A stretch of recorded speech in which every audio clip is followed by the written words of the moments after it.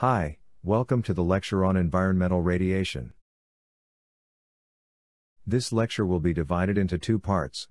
It will cover the basics of ionizing and non-ionizing radiation, health effects of radiation exposure, and the principle of radiation control.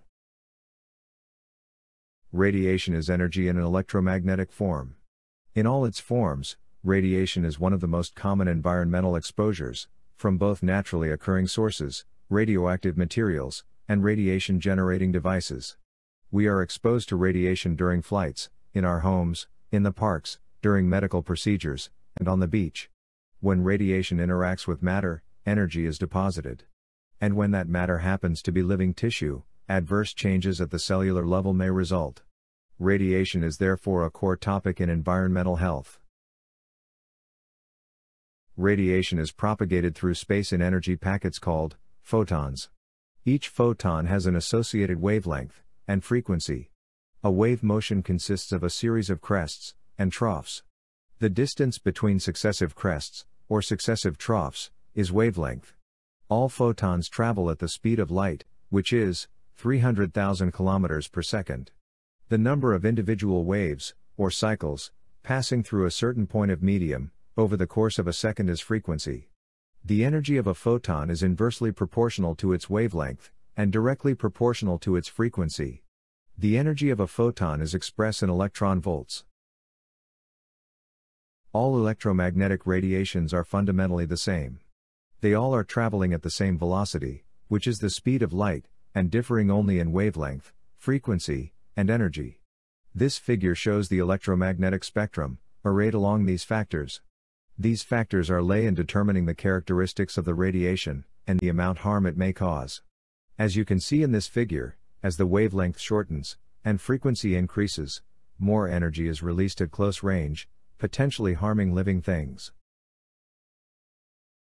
So, we can generally classify radiation into ionizing, and non-ionizing radiation. We will talk about non-ionizing radiation first.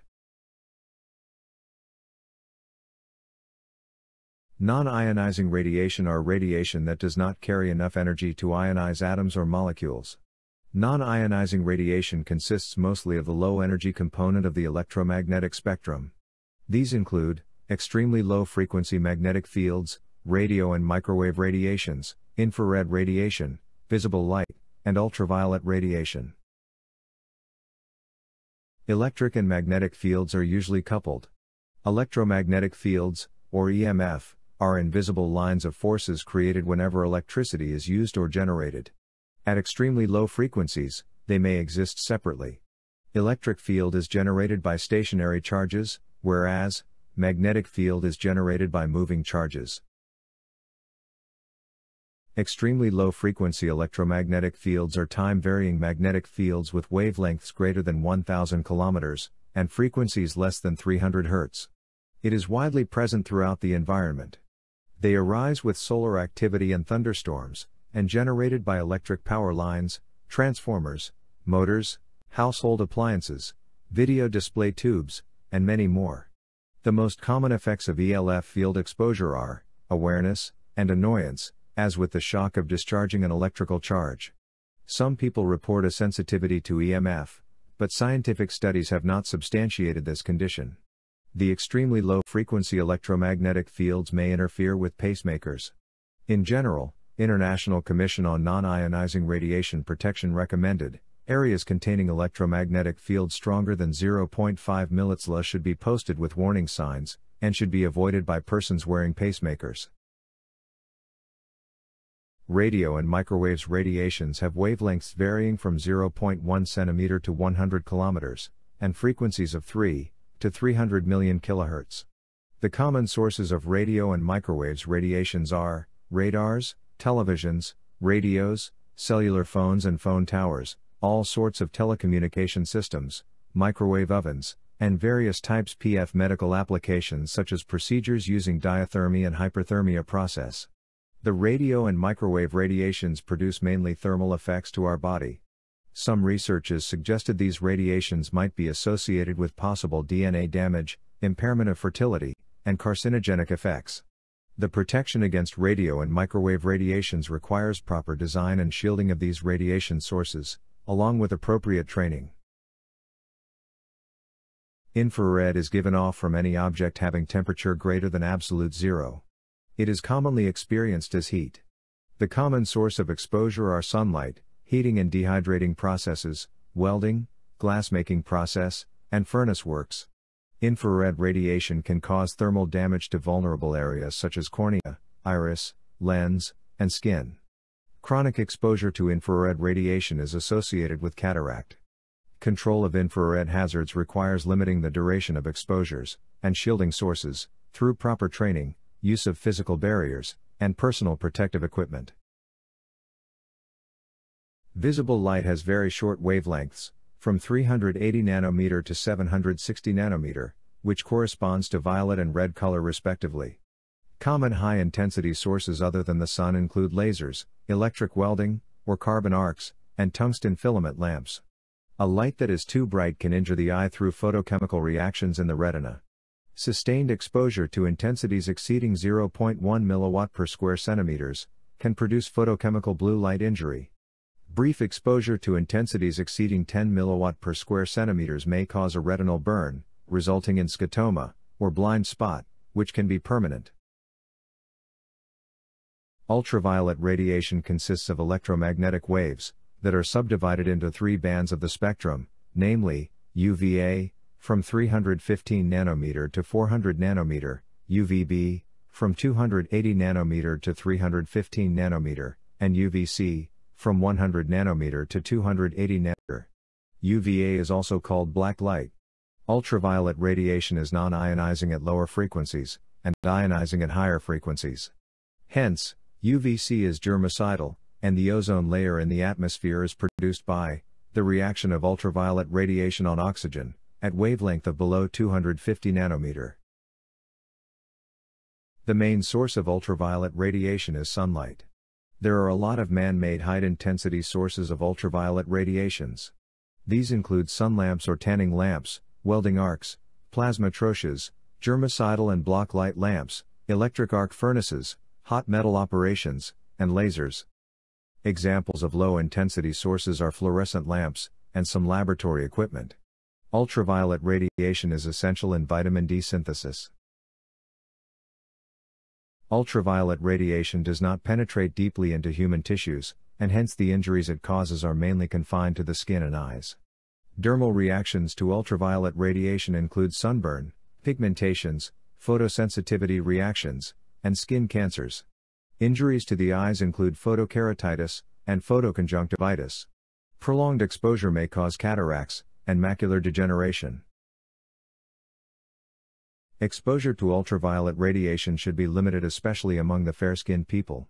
Protection against ultraviolet radiation can be easily done by shielding, such as by ordinary window. Protection afforded by clothing depends on its color and composition. For example, cream-colored cotton cloth provides sun protection factor of 10, whereas bright pink cotton provides sun protection factor of 30. Most topical sunscreens protect against ultraviolet B, and some broad-spectrum sunscreens protect against ultraviolet A. Ultraviolet blocking sunglasses are useful for eye protection. In the workplace, methods of protection may include engineering and administrative control. Now, let's move on to ionizing radiation. Ionizing radiation is radiation with enough energy to break off electrons from their orbit around the atom, and ionize the atom. They are of progressively shorter wavelengths, and greater frequencies as compared to non-ionizing radiations. Radiation may cause ionization either directly, or indirectly. Electrically charged particles with sufficient kinetic energy to produce collision are called directly ionizing particles. These include protons, alpha particles, and beta particles. Electrons may also be directly ionizing. In contrast, uncharged neutrons, gamma rays, and neutral mesons may impart only enough energy to liberate directly ionizing particles. These are called indirectly ionizing radiations. Some radiations can be contained easily, and some require thick structure for shielding. For example, alpha particles can be blocked easily by a sheet of paper, beta particles can be blocked by a layer of clothing, or few millimeters of aluminium, whereas Gamma rays require several feet of concrete, or few inches of lead wall to stop the transmission. People are exposed to radiation from a wide variety of natural and anthropogenic sources. Natural sources include cosmic rays from outer space, and gamma-emitting photons from naturally occurring radioactive minerals in the Earth, especially radon. Human body also emit radiation from potassium. Potassium is a naturally radioactive element, with about 0.01% existing as radioisotope K40. A typical adult contains about 0.02 grams of K40, contributing to 0.2 to 0.4 millisievert of radiation annually. Earth's atmosphere provides a protection against cosmic radiation. The cosmic dose rate increases with increasing altitude above sea level. The annual dose from cosmic radiation at sea level is 0.3 millisievert per year. At the altitude of a typical commercial aircraft travel, the dose rate is 45 to 70 millisievert per year, but of course, no one files for an entire year.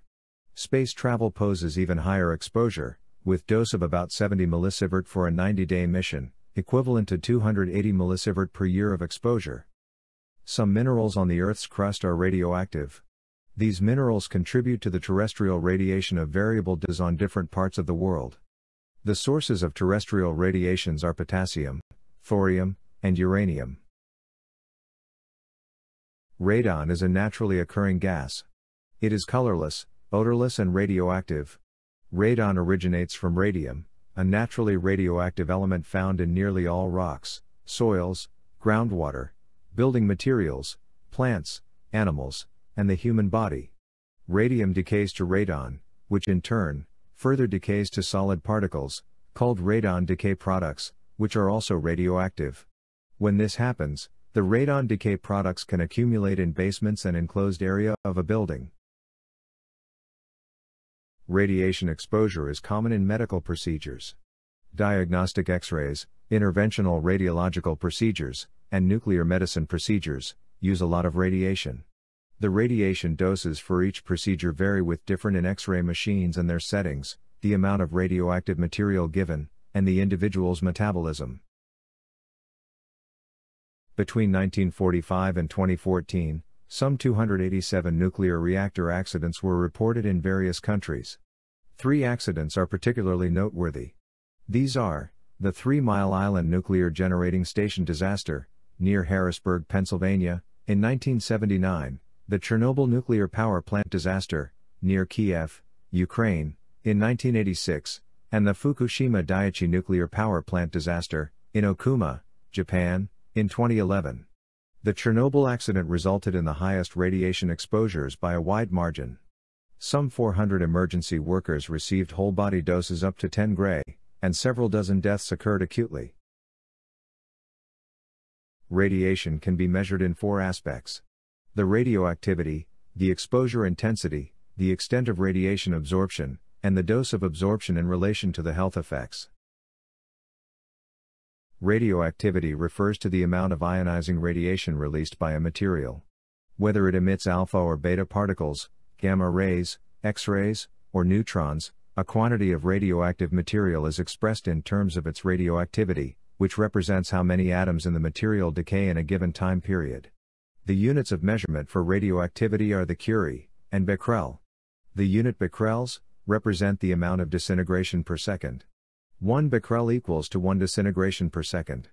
1 Curie equals to 3.7 times 10 to the power of 10 becquerel, or disintegration per second. Radioactivity can be detected everywhere. Human is radioactive too. A normal adult has radioactivity of 100 becquerels per kilogram. Food, minerals, and buildings emit radiation every day. We can measure radiation exposure by describing the amount of radiation traveling through the air. Radiation exposure is a measure of the ionization of air due to ionizing radiation from photons. It is defined as the electric charge freed by such radiation in a specified volume of air divided by the mass of that air. Many radiation monitors measure the intensity of radiation exposure. The original unit for radiation exposure is the Röntgen. However, the SI unit for radiation exposure is Coulomb per kilogram. 1 Röntgen corresponds to the production of ions carrying a charge of 2.58 Coulomb per kilogram. The quantity of radiation absorption can be described as absorbed dose. The absorbed dose is the amount of radiation absorbed by an object or person, or in other words, the amount of energy that radioactive sources deposit in materials through which they pass. It is a measure of the effects of radiation, and represent the dose quantity of the energy deposited in matter by ionizing radiation per unit mass. The units for absorbed dose are the radiation absorbed dose, and Gray. 1 Gray equals to 1 joule per kilogram, which is also equals to 100 radiation absorbed dose. Absorbed dose is used in the calculation of dose uptake in living tissue in both radiation protection and radiotherapy. It is also used to directly compare the effect of radiation on inanimate matter, such as in radiation hardening process.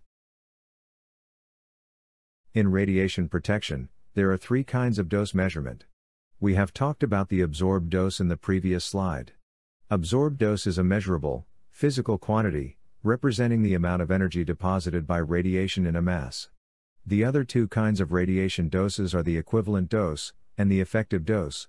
These are specifically used for radiological protection purposes. The equivalent dose or effective dose combines the amount of radiation absorbed with the medical effects of that type of radiation. The equivalent dose is calculated for individual organs. It is based on the absorbed dose to an organ, adjusted to account for the effectiveness of the type of radiation. The equivalent dose is expressed in millisieverts to an organ. The effective dose is calculated for the whole body. It is the addition of equivalent doses to all organs, each adjusted to account for the sensitivity of the organ to radiation. The effective dose is also expressed in millisieverts. Another unit for equivalent dose is the Röntgen equivalent man or REM. Sievert is the SI unit.